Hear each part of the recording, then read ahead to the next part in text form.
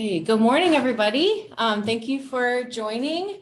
My name is Linnea Webb. I'm the Community Engaged Research Specialist here at the Swetland Center for Environmental Health at CASE. So go ahead and get started. If you could just share in the chat your name and the organization you represent.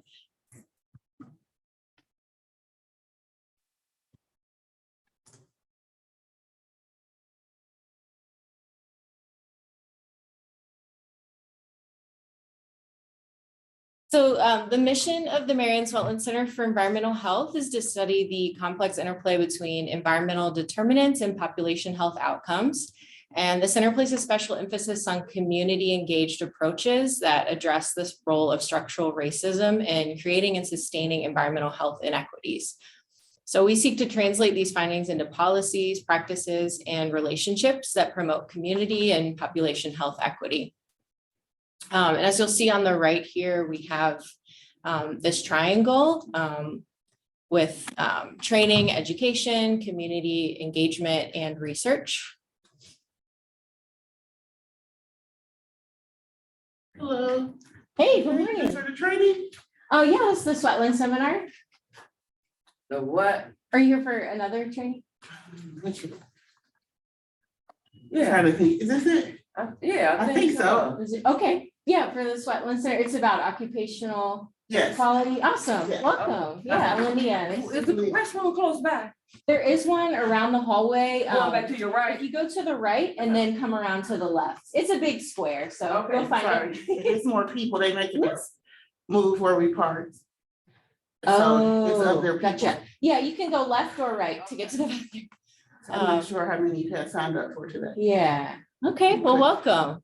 Thank you for having us. Yeah, so some things we've heard about our seminars, people wanted to learn more about environmental influences on population health, wanted to learn more about community engaged approaches to environmental health, and then co-learn with those committed to addressing the role of structural racism as a determinant of environmental health. And over here, some feedback that we've gotten on our seminars in the past. Okay. So upcoming events, our next Swetland seminar will be on Tuesday, May 23rd from 9 to 10 a.m. And we're going to have Miranda Lepla she's the director of the Environmental Law Center here at Case Western. And she's going to talk about, give an overview of the law clinic and of the services they provide there and what they're working on. And then our Nourishing Power networking event will be in partnership with the Buckeye Summer Soul Series Juneteenth celebration on June 17th. That'll from 12 to 4 p.m. It's a Saturday. Okay, and our presenters for today, Dr. Maeve MacMurdo, Dr. Karen Bolte Mulloy, and Dr. Jacqueline Curtis. And turn it over to them. Please stay connected with us. You can follow us on Twitter or LinkedIn. This QR code also has links to our social media, and you can always find us on our website as well. And I'm going to go ahead and turn it over to the presenters to share their presentation. Sorry. All right, we're going to play the fun game of which screen will I share today? Let's see. Are you seeing my actual slides and not my email?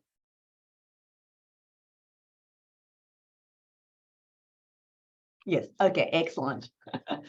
The first challenge is Zoom complete. So I'm Dr. Maeve MacMurdo. I'm an occupational pulmonologist over at the Cleveland Clinic. And today I'm talking about work that I did in collaboration with Ola, Ohio, first and foremost, and also with Dr. Karen Mulloy and Jacqueline Curtis, really trying to better understand the kind of occupational hazards faced by farm workers here in Ohio. And so, disclosure-wise, this was funded through the Metro, now known as CHEER, so Centre for Health Equity Engagement, Education and Research, or formerly known as CPHR, through the NAMHD Pilot Award. In terms of objectives and kind of what I want to cover today, I want to spend really the first half of this talk really kind of highlighting the changes and trends in the farm worker community within the United States, and then really dig into the occupational risk factors faced by farm workers. because I think it's really important to understand the context and kind of the broader scope in which we're really thinking about occupational exposure and harm in this population. We're then going to go with some preliminary data from our work and really then focus on next steps and kind of more needs in terms of research from the community. So hopefully a fairly educational hour in this downtime. So I want to start by talking about who farm workers are and kind of what I mean when I say farm worker. So right now in the United States, there are an estimated 2.4 million hired farm workers, the vast majority of whom are immigrants. There are a number of different terms used to describe farm workers and farm worker populations, and they really mean different things. Historically, we talked a lot about migrant farm workers. So those were workers who often came over primarily from, again, South America, Mexico, who would really travel across the United States following the crop. So they moved, they were very mobile, going where the harvest needs were, going where the work was. That historically was the dominant mode of labor and agricultural labor, and that's really shifted and changed. Now only around 15% of farm workers are these migrant farm workers. The vast majority now are what we call seasonal farm workers. So these are people who will often work farm work during the harvest season, but who live in the area, who have family in the area, and during the non-harvest period will often either work other jobs, will work part-time work, or may not be able to get work. But they are based predominantly in one area and often have been in that area for quite a long time and have some really strong family and community ties. What we're seeing a shift and a change towards is an increased pattern of what we call guest workers or H-2A visa workers.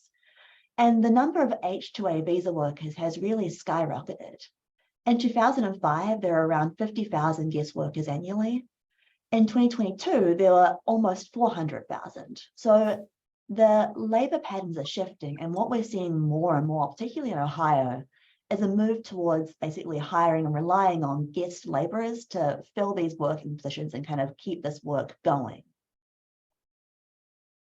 When you think about what farm work means and who farm workers are, again, it's important to highlight that it's not just that kind of large-scale harvesting, large-scale crop picking you see in places like California and Washington.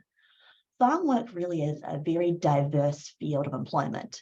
Things like orchard work, but also things like ornamental plant growing, so indoor plant growing, like nursery work, like greenhouse work, like seasonal canning and seasonal harvesting, all of which falls under that broader umbrella of farm work. We also have to think about kind of what's happening in the off-season. So particularly for seasonal workers, again, the harvest season, particularly in Ohio, is not the year round. We do not have that kind of good weather. And so in the off-season, seasonal work can involve things like construction, can involve things like landscaping. Increasingly, what we're seeing is migrant workers and seasonal workers being involved in disaster response. Again, thinking about where these sort of short-term labor needs are, and recognizing that for a lot of these workers, it's not just one job, but often multiple jobs over the course of the year. There's very much temporary work, though not always. Again, things are shifting and changing. I think it's really important to understand what the H-2A visa program means and some of the potential vulnerabilities here, because again, the H-2A guest visas are making up an increasing amount of the actual farm worker in this country.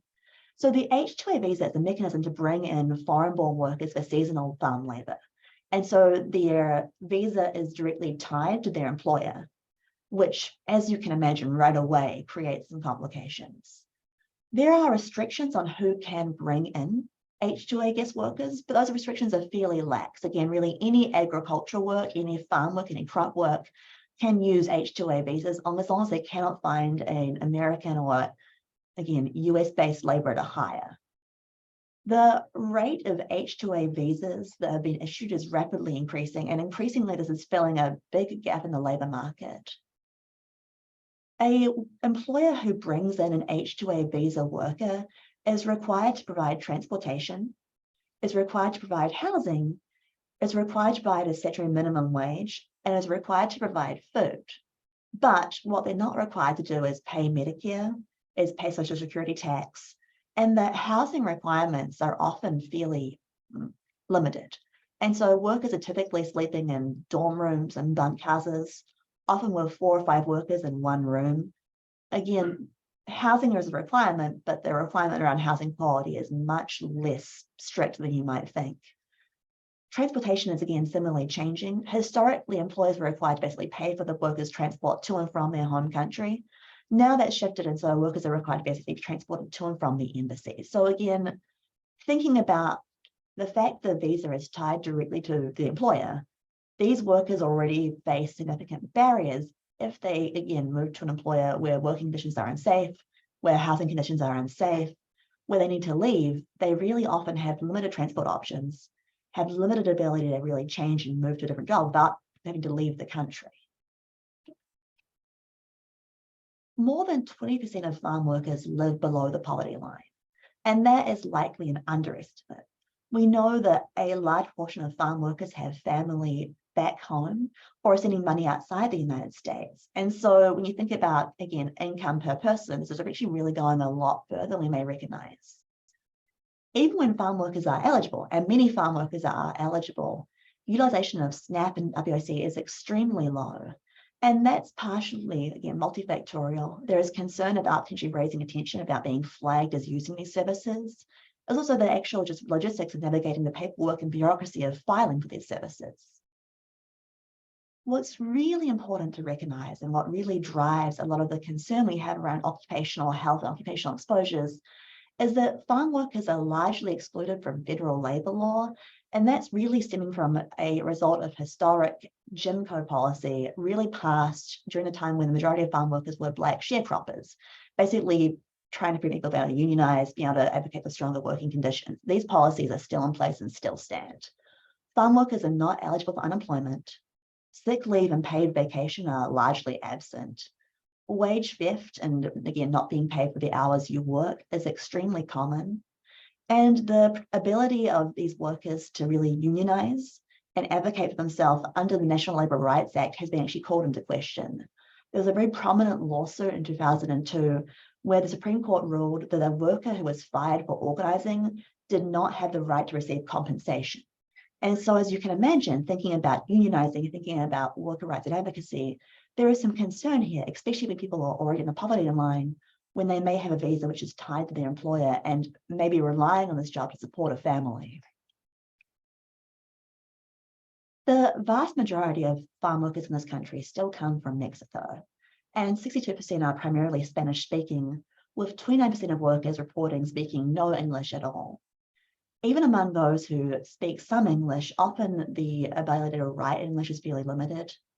And what's important to recognize is actually what we're seeing is now an increasing trend towards Indigenous farm workers. So farm workers who are Indigenous to Mexico, who often do not speak Spanish, but who speak either Mayan or Mixtec, and may face additional barriers to accessing services which are often available ideally in Spanish language, but are typically not available in Mayan or Mixtec. When we think about immigration and legal status, we know that roughly 1 million of these farm workers are unauthorized, meaning often that they've come over on an H-2A visa but have either overstayed or been unable to renew. And this is likely an underestimate. Again, there's not good data, and it's very hard to study how many farm workers struggle with again, visa issues, because people do not want to draw attention to themselves. People worry about being reported. People worry about being deported. And that worry is very, very real. The risk is high. Healthcare access is also a major challenge. So we know that all seasonal farm workers, so farm workers who are based in the United States, are eligible for coverage under the ACA, and that workers whose income is less than 138% of the federal poverty line are eligible for Medicaid, which is most farm workers. But employers are not required to provide health insurance. And even if you are eligible for the ACA, there are significant barriers, both in terms of language, in terms of paperwork, in terms of bureaucracy, in terms of just time to actually going ahead and purchasing health insurance. Again, thinking about the shift of farm workers working, typically these are 12 to 14-hour shifts, 6 days a week. People are quite frankly exhausted.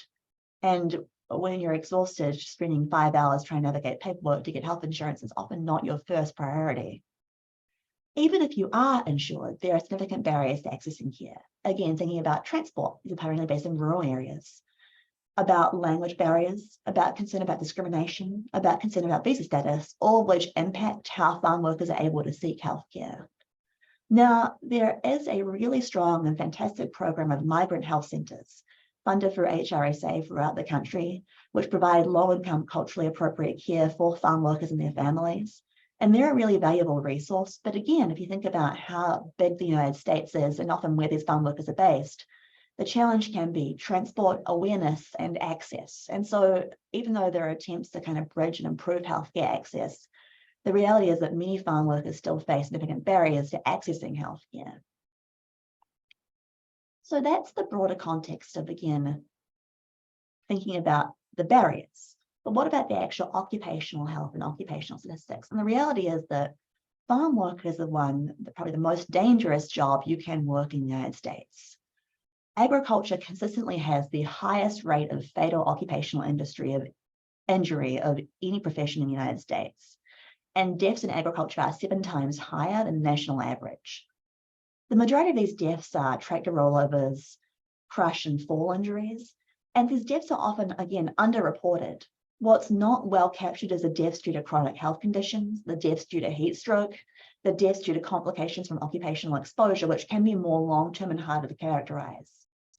In 2022, there were 23 deaths per 100,000 workers. And the majority of these fatal injuries in the workplace are occurring in foreign-born workers, again, primarily seasonal workers and guest workers and migrant farm workers. Even if workers are injured on the job and don't die, they are in majority not eligible for workers' compensation. And we saw during COVID-19 that farm workers were disproportionately impacted.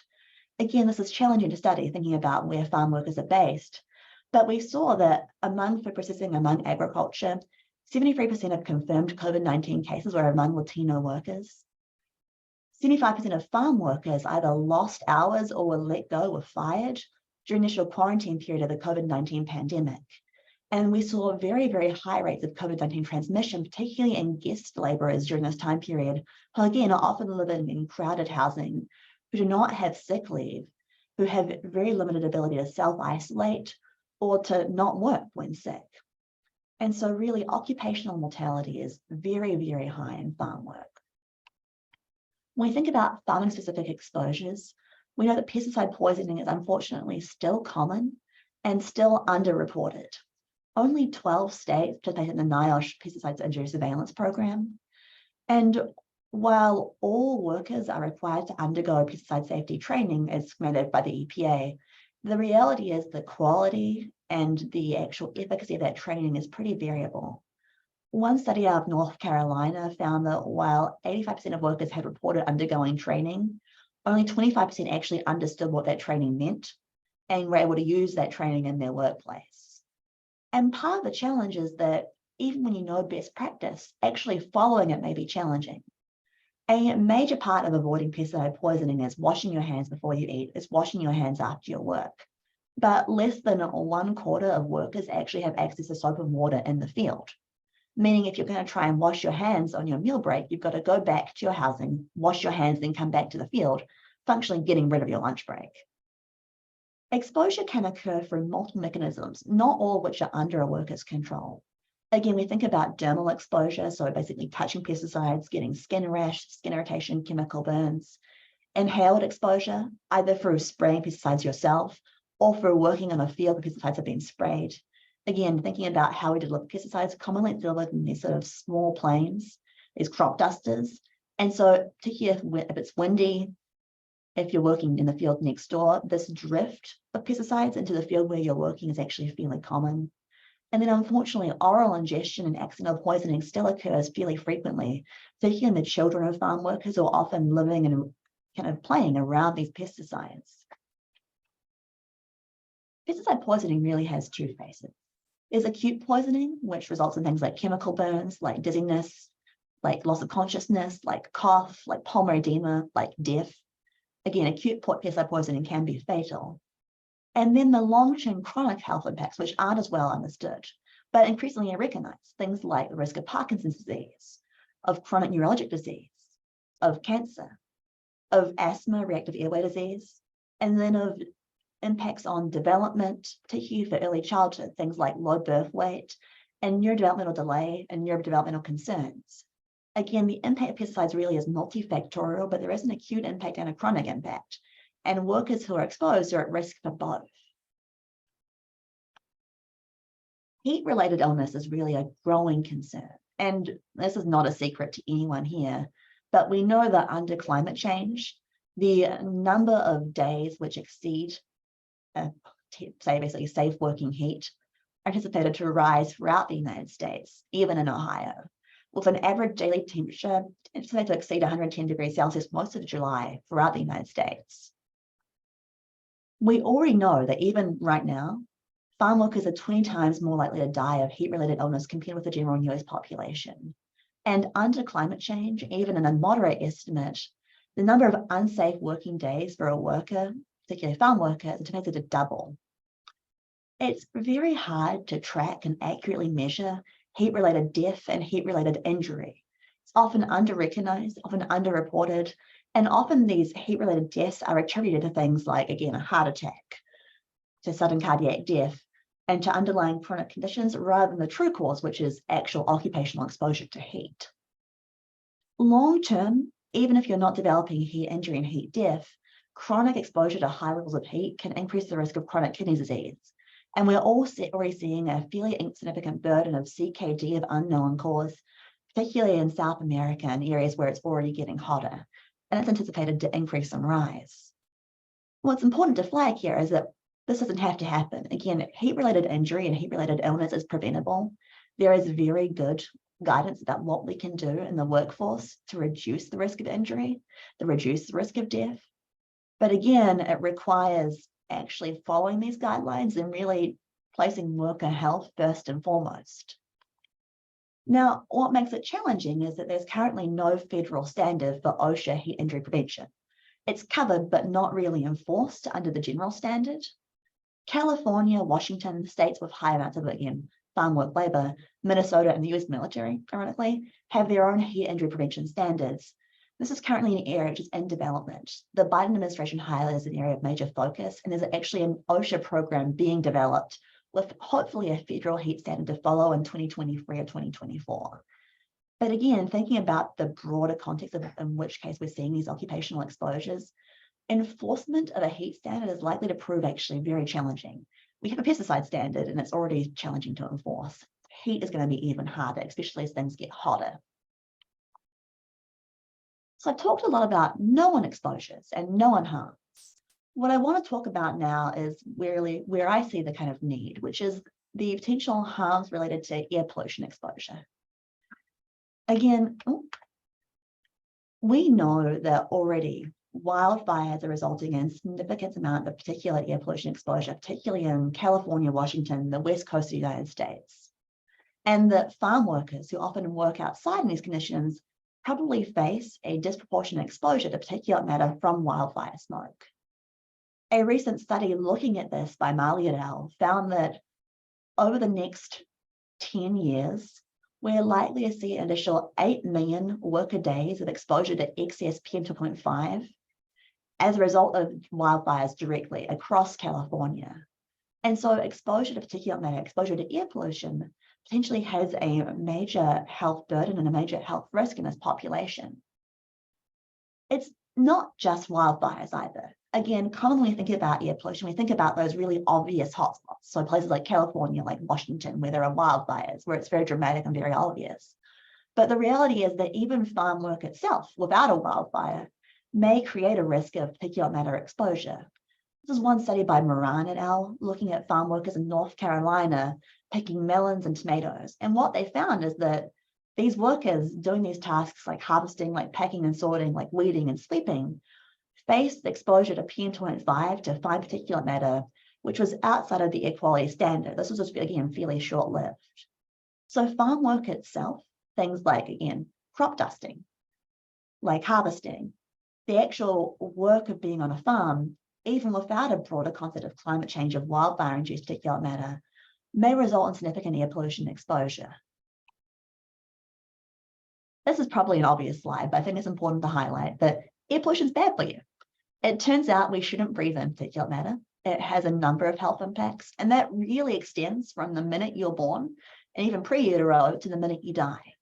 Air pollution increases the risk of low birth weight, of premature birth, of illness during pregnancy.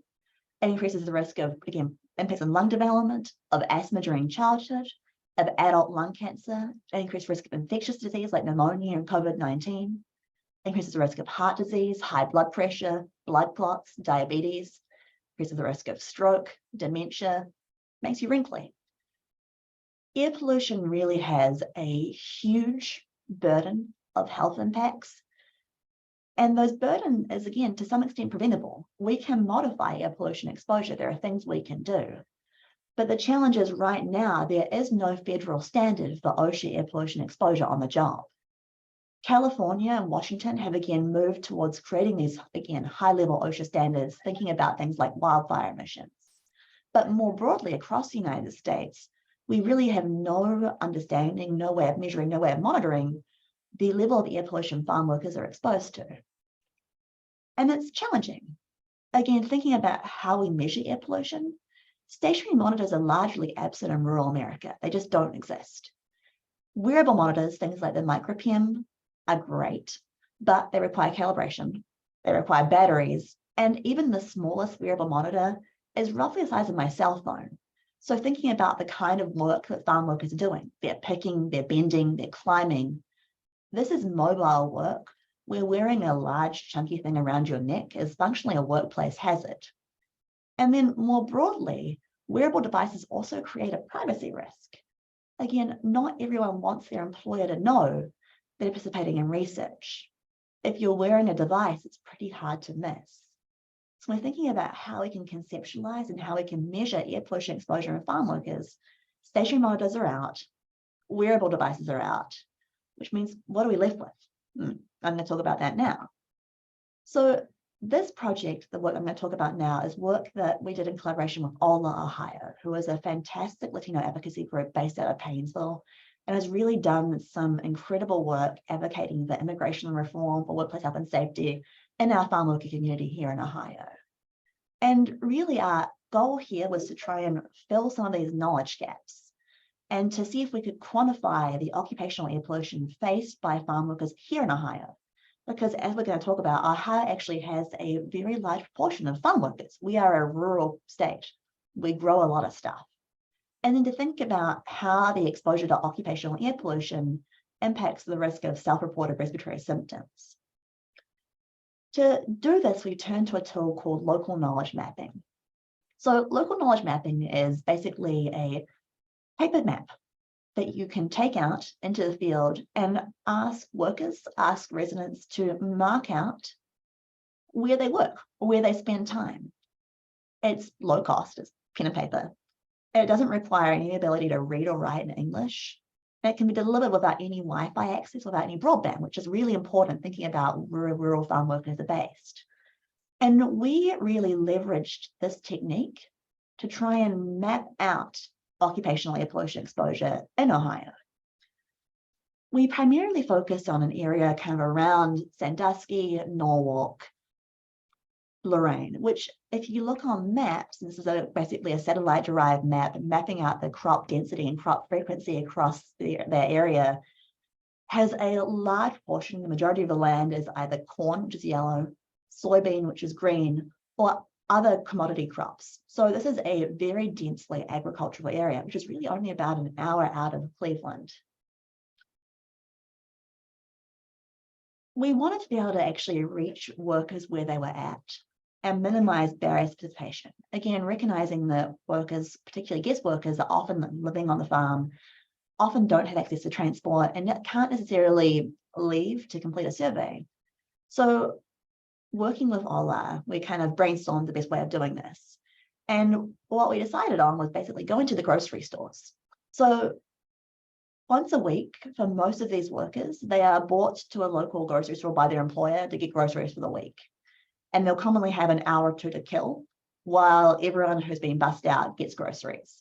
And so working with my partner, Cydia, who works for Ola, and then Yvonne and Diana, who both work and have been based in the area for a long time, we set up shop in the back of La Guadalupana, a grocery store owned by Cydia's mum, and literally delivered our surveys in the back room, often on piles of stuff. It meant people could come to us. it meant that it was private, and it meant that we could really capture workers who maybe otherwise would not have been able to participate in, again, this kind of research. We wanted to look at a couple of different exposures. Again, City and Veronica, my partners at Ola, pointed out that this probably wasn't just one exposure. There were other things that they were concerned about. So we kind of looked at three main things: pesticide exposure, crowded housing and poor housing conditions, and then ambient PM2.5 or air pollution. And the way we looked at air pollution is really through what we call aerosol orbital density, or basically a satellite direct approach. So throughout the world, on a daily basis, NASA has satellites up in the atmosphere, which can actually map and measure out AOD, which is a surrogate measure for particulate matter, at a really, really fine spatial scale, down to a 1 kilometer by 1 kilometer radius. So using these local knowledge maps, these paper maps, in combination with this high-tech technology, satellite-derived data, we can actually measure the air pollution exposure faced on the ground by these workers in a fairly accurate fashion, but there are some limitations. Now, this work is ongoing. So we actually just finished our survey completion last Thursday. And so I'm not talking about the air pollution side of things here, unfortunately. But I wanted to talk about what we have so far, really the symptom data we have. So I think it's important to highlight really that there is a huge need for more work in this field. Before I do that, so this is a sort of more broad scale, chunky, not as I call it, looking at satellite-derived PM2.5, so fine particulate matter, at a broader spatial scale, roughly 50 kilometers by 50 kilometers. The areas in red are areas where PM2.5 is above national average. The areas in dark red are what we call PM2.5 hotspots. So areas where PM2.5 is consistently above national air quality standard by at least double. And what you can see, just looking at this map, again, very, very broadly, is that really here, here, here, which are always predominantly agricultural areas, are where we actually see these very, very high hotspots of PM2.5. And then Cleveland for other reasons, unfortunately. And so particulate matter exposure is not just an urban problem. It really also is a rural problem. And that rural exposure to me is under-recognized. So in total, we recruited 19 participants, median age of around 28, and a median of 5.4 years in agriculture, though we had significant variation. We had many workers who it was their first time working, their first harvest year, and many workers have been working for 20, 30 years in agriculture. So really a very wide range of experience and lifetime exposure. 100% were Hispanic, which again makes sense. We go to Mexican grocery stores. We were recruiting based with Ola. The vast majority were male, which again makes sense. We know that the vast majority of farm workers in this country are male, but that is changing. We are seeing more female workers. Tobacco use was extremely low. 84.5% were non-smokers, and those who did smoke smoked less than 1 pack a week, with the average cigarette smoked a week being 4. So this is a very, very low smoking population compared to the United States as a whole. Only one participant had been diagnosed with asthma, and the majority had no known health conditions that they were able to report. What's interesting, so we actually limited our recruitment to those above the age of 18, but that may have been a mistake. We had multiple participants try to participate who were actually under 18, with probably 5 or 10 we had to turn away for being 14 or 15 or 16. And so this is potentially a younger population we're not fully capturing, and we'll talk more about that shortly. In terms of symptoms, so respiratory symptoms were common. Roughly 21% had rhinitis, runny nose every day. 14.1% had cough. 9% wheezed. 5% had been so sick they couldn't work. But despite the fairly high prevalence of respiratory symptoms, only 3% had ever seen a doctor for respiratory symptoms. Most had basically just lived with this and were living with these symptoms on a daily basis. Now, this may seem like kind of normal, right? You're thinking, well, I cough, I wheeze. But again, thinking about how young this population is, how low the rates of smoking are, this is significantly higher than what we expect to see in this population. Again, thinking about NHANES averages across the United States. And so a fairly high burden of respiratory symptoms.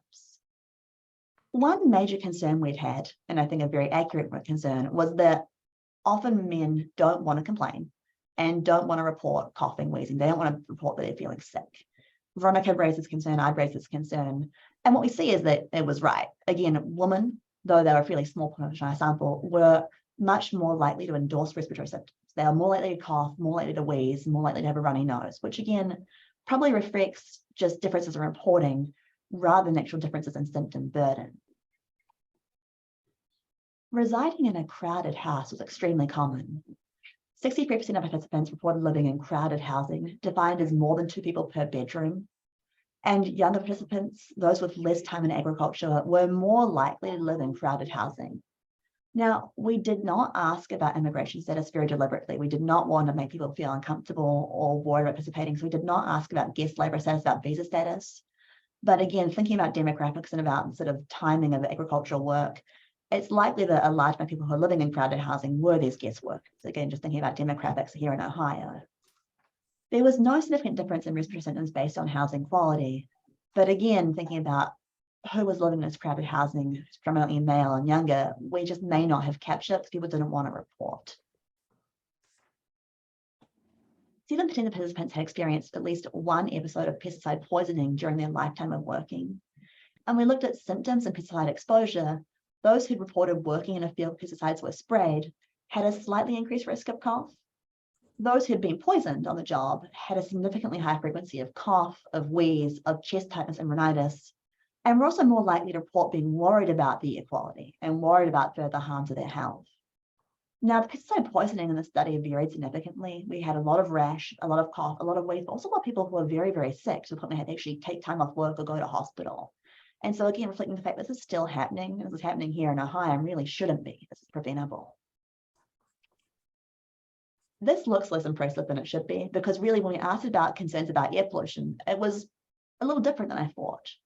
I had expected a lot of talk about dust, about soil quality. There was some of that, but really the biggest concerns were pollen and pesticides. The two things that people see in the air, that they experience in the air, they can feel in the air. And the workers were really concerned were leading to poor health outcomes. And I think they're probably right. So again, our modeling is ongoing. We'll hopefully have some air pollution data and some more detailed analysis in the next couple of weeks. But I think really what this highlights is that, again, we don't have a lot of data about workers in Ohio. When we think about farm work and we think about where the research is being done, it's really being done in California and in Washington. And what's important to recognize is that the exposure that farm workers face in those states is probably not the same. The experience is not the same as the experience here in Ohio. Now, we do have a number of limitations. This quote came from one of my participants and I really, really liked it. They also made me a little frustrated. And that I don't really get sick. I'm not a complainer, as we go through going no, no, no, no, no to all the symptom-based questions. And I think this really reflects the broader challenge of asking about people's experience of symptoms and their experience of, again, their exposure. People don't want to be sick. People don't want to be a complainer, particularly in agricultural work. Again, your ability to get work the next year depends on you doing a good job that year. If you're seen as being sick, if you're seen as being a complainer, your chance of getting hired again goes down. And so for a lot of these guys, particularly these young guys who don't want to be the weak one to complain, there's a real barrier to reporting respiratory symptoms and to being that complainer. It's challenging. The other big barrier, which again I hadn't really expected, was actually recognition of pesticide exposure. And this is where actually my translators, Yvonne and Diana, who both had actually worked in these farms when they were younger, really came into play. A lot of the younger workers in particular did not recognize that what they were being exposed to each morning was actually a pesticide. And it was really only when Diana was like, hey, you work here, right? They're still spraying your things each morning. Like, yeah, they're spraying stuff. She's like, yeah, that's pesticides.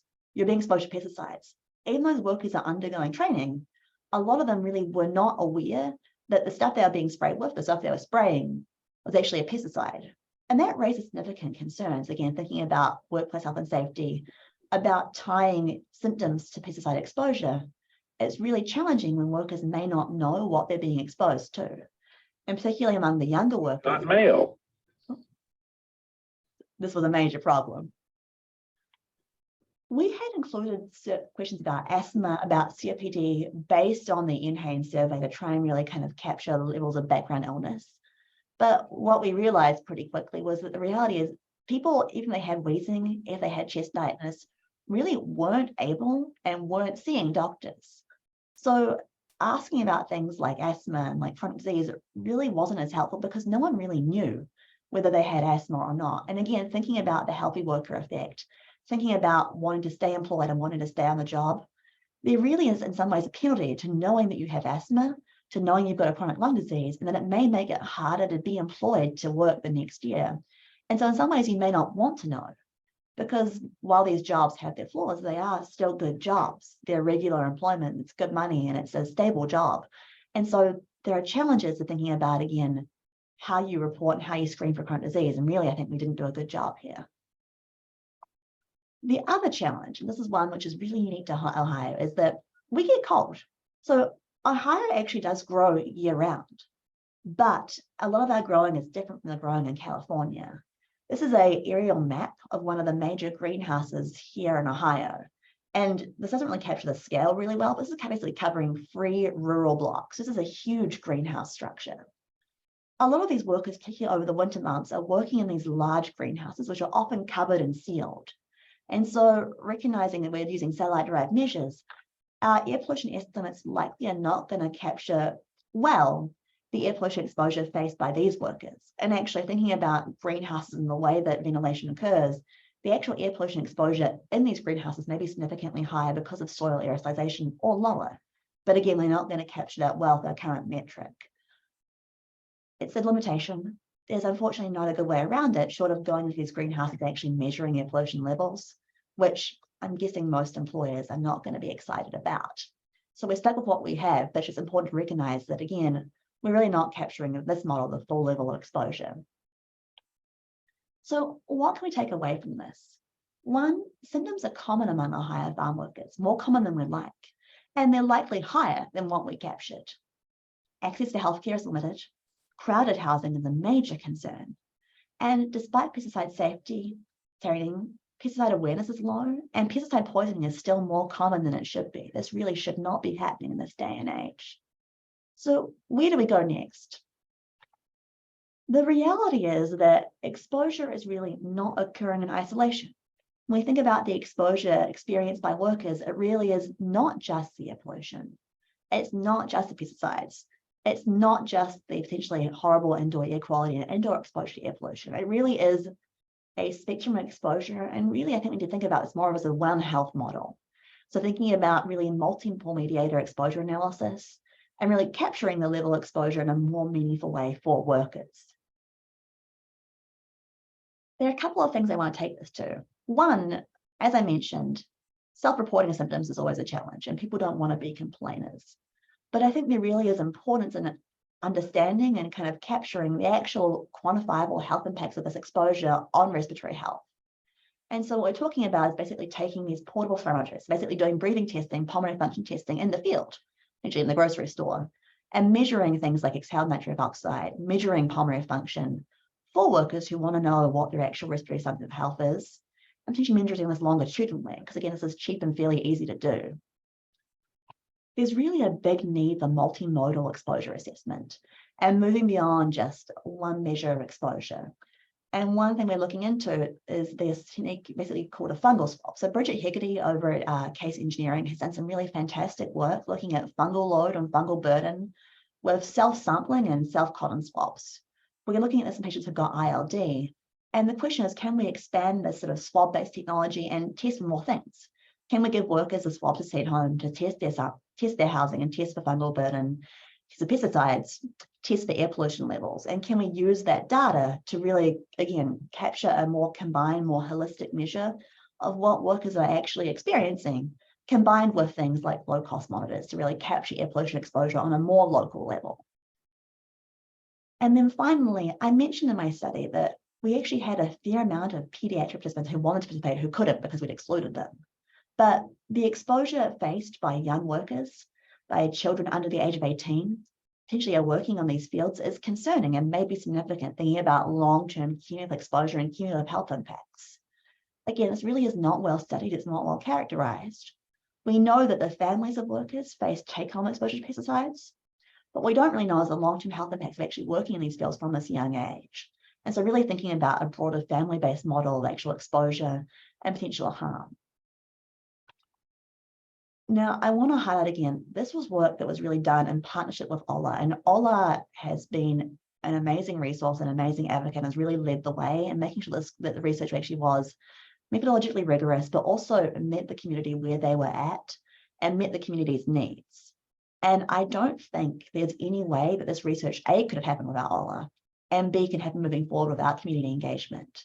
Again, I don't want to have research that occurs in an ivory tower which isn't actually meaningful to people on the ground.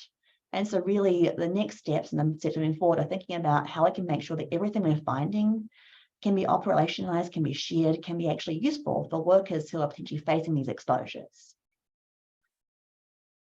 I want to finish up by saying thank you to the Metro Centre for Health Equity Engagement, Education and Research, or CHAIR, who funded this work. To my amazing translators, Diane and Ivan, to Veronica and Cydia over at Ola, who really, again, championed this work and made sure it actually worked. And then to my mentors, Karen, Jackie, and Dr. Culver over at Cleveland Clinic, who really have put up with me talking about air pollution far more than anyone should, and have been hugely helpful with this work. So thank you guys. And in summary, so really just finish off. The population of farm workers in Americas is changing. We are seeing a move towards increasing H-2A visas and concern about ongoing occupational injury, ongoing worker vulnerability, and ongoing exposure, which really is preventable and should be prevented. Air pollution is a growing concern and a potential major health risk, which may seriously impact both the health of workers and overall our long-term food chain sustainability and supply. The harms of air pollution exposure occur in a broader framework of inhaled irritants. And really what we need to do moving forward is think beyond a single exposure model and move to these multimodal exposure metrics in this really whole worker-based approach. And finally, I think what's really important to highlight is there are already amazing advocacy groups who are doing this work. This work is being done, but the more data they have, the stronger their case and the easier their work becomes. And so really it becomes a partnership to give them the data they need to make this change happen and to really strengthen worker rights and advocacy. And on that note, I'm going to end and say thank you. This is my daughter who put up with me being late many times to get surveys, and I'll take any questions.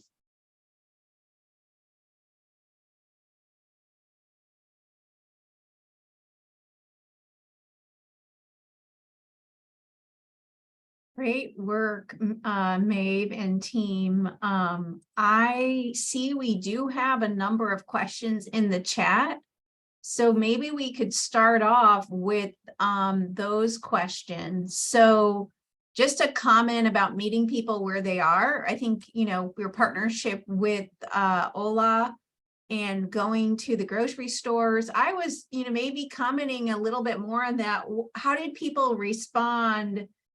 You know, were they interested? 97, is that a pretty high number of those you asked, or what was the response to engaging in research in that environment? It was actually really positive, more positive than we thought. We were really worried about recruitment. Again, thinking about, we're asking sensitive questions, we're essentially asking about work, we're coming in as researchers, but actually each time we ran out of gift cards. So we had to stop recruitment each session because we didn't have any more gift cards to give out. Okay. It was lovely. It's a very nice problem to have. And we could go beyond 100. It's just that I only had so much funding from CPHR. So Okay. money to give me. You reached your goal. I reached my goal, yeah. Okay. You know, the issue around housing, I just, when you showed the pictures and then you shared the demographics, how is housing working with different genders? And, you know, brought up other issues of safety and things like that. So the housing is actually not that well understood. I'd say the challenge with housing is that often these camps, they're called camps, are very rural, very isolated. And a lot of the time employers don't really want advocacy groups, don't want community groups going out to these housing camps. They are inspected, but those don't occur all that frequently. And the reality is, again, it's pretty easy to not meet a housing standard I would consider acceptable. In general, genders are housed separately, but almost all these, again, young workers are typically male and often working in pretty isolated housing camps. We do see a very high rate of sexual violence, of concern about sexual safety, and again, female farm workers, particularly thinking about exploitation. A lot of these farm workers are brought in by basically what's the word I'm looking for? Basically a contractor, someone who will come to Mexico, who will basically get a bunch of people and bring them back over. And that in particular is a real concern because especially for female workers is a hugely vulnerable situation to be in. But again, the data is not there. It's very hard to kind of capture the full level of exposure and the full level of risk, but no, it is a major concern. Mm-hmm. Yeah, and I would say, you know, in Ohio, we've had incidences where they have been caught, where child labor actually and slavery has been, you know, there was a case a couple of years ago where they broke up a group in an egg processing a farm area in kind of mid-central Ohio, where they had gone to Guatemala, promised the families that these children would be, you know, under the age of 16, would be brought to the United States, to North Carolina. They would go to school and they'd work and blah, blah, blah. And then they end up in Ohio. And when they became injured, you know, they couldn't get off the place, you know, when they became injured, they got sent back to Guatemala without any treatment and things. So, and then finally you know, there's a fairly, you know, vigorous on slave labor in Ohio. Oftentimes they start out with slave labor and then go to sex trafficking. Unfortunately, that's so there is a fairly good program that has been trying to break those things. But I think that that's a problem to really look at in those areas and things. And then some you know, operations, you know, the folks share the same bed. They work 12 hours. So they, you know, or 14. So somebody gets up and another person goes back and, you know, they sleep in the same bed. They, you know, they just, you know, have to share bunks, that kind of thing. So, so that, you know, all of those issues, I think are really important to really look at and things. So. Good. Another question we had, and you know, you had mentioned advocacy groups. If there are any advocacy groups you wanted to put in the chat, people might be interested in learning about those. I'll put them in because yeah. So a question about, do you think biomarkers from farm workers might help shed more light on exposures? And what do you think will be the cultural acceptance of providing biospecimens like urine or blood? There's been some really good work already looking at biomarkers of pesticide exposure, particularly among children and among farm workers in North Carolina. I think it's really important. I think it's harder for things like air pollution and harder for the inhaled exposures. And I think in general, the other challenge is, again, thinking about how portable that is. What I worry about a lot is recruitment and kind of who gets recruited. And I think what we're seeing is that there's actually really good recruitment in places like Washington and California because they've got these really established networks. They've got people basically put a lot of skin in the game. There's been time people have built trust, people have built connection. That makes it a lot easier. Similarly, a lot in North Carolina, because again, it's been going on for a long time. There's a lot of awareness. But I think where we fall through is that we don't necessarily understand how the experience in places like North Carolina and Washington compares to places like Oregon or the entire Midwest, because the way we farm is different. And so I think particularly for us, really there's a need to kind of think about how we can really get out into those who really cannot come to us. And that means being as portable as possible. So urine works, but only if you don't mind carrying a fridge full of urine back in your car. Which, you know, I'll do if I have to. And the other thing is about kind of, I think that on the advocacy, you know, I Maeve, you know, really mentioned about Ola, Ohio, and, you know, but, you know, I think the reason the recruiting was because they are so trusted. They've been working in this area for a very long time. They've been working, their main headquarters is in Painesville. You know, and we just actually learned from a presentation at the MPH capstone was that, you know, the Hispanic community in Ohio is the fastest growing group of ethnic group in Ohio. You know, 50% of the grammar school in Painesville is now Hispanic. So people wouldn't have thought that a number of years ago and things, but and a couple of years ago in that same area, you know, there's a meat processing plant and the ICE raided it and arrested all of these folks, and many of them, both the mother and the father. And Ola, Ohio was, you know, right there, like immediately working with the Catholic Church to find a place for the children who are now kind of orphaned in the community because both parents had been arrested and deported. So, so you know, you know, having that kind of really strong advocacy group was really key and really important, and we are really so grateful for their partnership with us on this. Couldn't do it without him. It would not have worked. The reality is, I think you really need to have a community. People would not have the community at all. and very reasonably. Yeah. I'm going to keep going through questions because there's so many good ones. So how do you think policymakers or ag workers will respond to this? I imagine chemical bans limits will be hard despite evidence of risk. Wondering what the end goal can look like. You know, really what I want and what I think needs to happen is an OSHA policy on allowable air pollution exposure. So, you know, aiming extremely high. But I think this is one of those things where OSHA policy takes decades, or not decades, but years to really come into play. And it needs a strong evidence base behind it. Pesticides are a major concern, and we know about pesticides, but I think really where the harm comes in is their additive exposure. And really right now, there's nothing. With climate change, heat and air pollution are the two major exposures I really, really worry about. And both of those have no regulation at all. Even if farm workers want to advocate for better working conditions, they really have no leg to stand on. There is no OSHA policy. So I think the first step is really thinking about that. And this is not going to, you know, change OSHA policy on its own. But I think we need to have more and more of this work coming out, more and more of this additive work, really showing that it's not just California, it's not just Washington, because that's often where the focus is. And that's not necessarily where the need is. The need is greater than that. Mm-hmm. Do you think state elected officials in Ohio, is this on their radar? Maybe. I think in reality, I think farm work is under-recognized here. Mm-hmm. Like a lot of the time when I was pitching this work, people went, oh, we have farm workers in Ohio. And so I think that right now, even though Ohio is densely agricultural, it's densely rural, we maybe aren't seen the same way as places like, again, California, Washington, North Carolina. Mm-hmm. Yeah, I'm wondering if there's a framing of an economic opportunity, you know, especially with climate change, maybe more ag even coming to Ohio, you know, is this, I mean, how do you get their attention?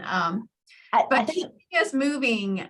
Tim had a comment about, you know, overall good, looking at pulmonary function. What about brain effect on brain? And do you have any plans to assess neurocognition? You know, I do not. I am biased. I'm a pulmonologist. And I think there's some really, really good work being done in that field already. And actually, there's some very scary data about neurocognition, and particularly in children with long-term pesticide exposure. Yeah. But I think just, you know, being honest, I think really where the nice, easy to measure, nice slam dunk, like, oh, it goes down, is pulmonary function testing. And sometimes that nice, easy, we see the trend, it goes down, your lungs are dying, lungs, you know, need lungs to breathe. That's a little bit easier to sell than some of the neurocognitive stuff, because it requires a lot more actual detailed testing and really detailed assessment. Yeah, it takes like an hour or two to even know how you're thinking. Yeah, you can exactly. do the PFTs quick, and it's very nice to get a number. 10 minutes and it's a number, and you can trick it over time. Again, it's the joy of the quick measurements, which I think really is where we need, is things we can do quickly and in the field. Kudos on all of this. Thank you. Well, we are right at the top of the hour, so we'll go ahead and wrap up. But, you know, actually a really good reminder that our seminar in May is featuring the Environmental Law Clinic at Case Western. I think this is a good example of collaboration between research and policy. So I'll be curious to hear what Randy Lepla has found in terms of agriculture worker health. I'm not sure if that's even come up yet in the work that they're doing, but I think a good opportunity for collaboration. Thank you so much to Dr. MacMurdo, Dr. Mulloy, Dr. Curtis for your amazing work, and for just helping us see. I think a lot of the comments in the chat were, for many people here, this was an eye-opening presentation, and definitely one that we hope to hear how things continue in the future. So thank you so much. Have a great rest of the day. Thank you, guys. See you all in May. Yeah, thank you. See you in May.